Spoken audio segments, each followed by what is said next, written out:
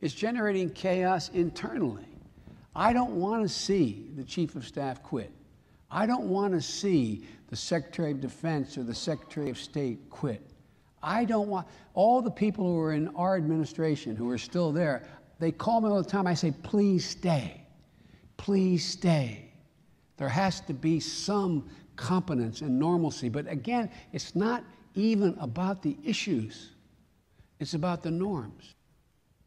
Folks, this breaking down of the international and national norms is the glue that holds the liberal world order together and holds together our system.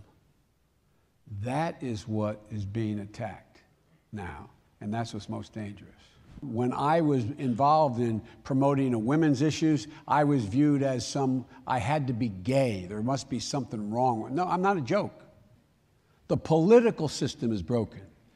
We used to be, even when I got there before John, but not a lot before. When I got there, there were 10 segregationists in my party, in the caucus. James Oesom from Mississippi, the meanest son of a gun in the world ever worked with, McClellan from Arkansas, Strom Thurmond, etc. But guess what? We'd argue like hell, but the system still worked. We resolved it. Today, the political system is broken. They didn't expect to win. They weren't prepared at all to govern. They had not anybody in place. They didn't even have what every major campaign has. They didn't have a committee working on exactly what they do in transition. There was no transition group. So I said, let's give them a chance to put people in place and see what they do. But what has really happened here is that we have a president who does not understand governance. Forget his policies for a minute. He doesn't understand how the government functions. Up with the center, I'm the chairman of it, up at the Constitution Center. He talked about the fact that there are the reason why we have certain basic norms, certain basic political norms. They are the thing which they are the ballast which keeps differing opinions and conflicts floating so that we can deal with them. And he came along and said he's going to break down all the norms. It's like breaking down the norms on a campus where you don't walk by and someone says hello to you, you don't say hello. Well, guess what? If you break down that norm, it becomes not a very friendly place to work off a little bit what John was talking about. There's certain basic norms, and he doesn't understand them, and the ones he understands, he tries to break down.